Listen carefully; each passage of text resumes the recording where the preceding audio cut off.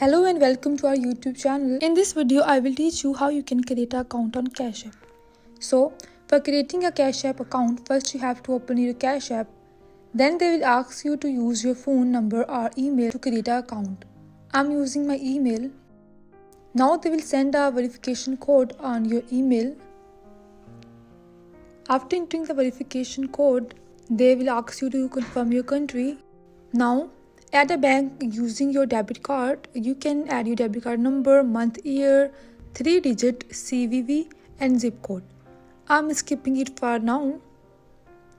Now they're asking for your legal name, the name shown on your government ID.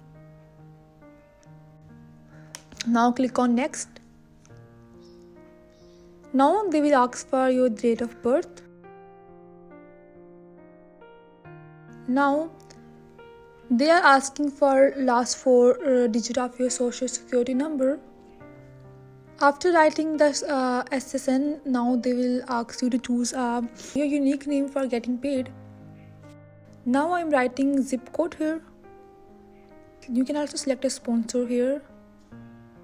I am skipping it for now. They are asking you to create a cash pin as a backup for Face ID.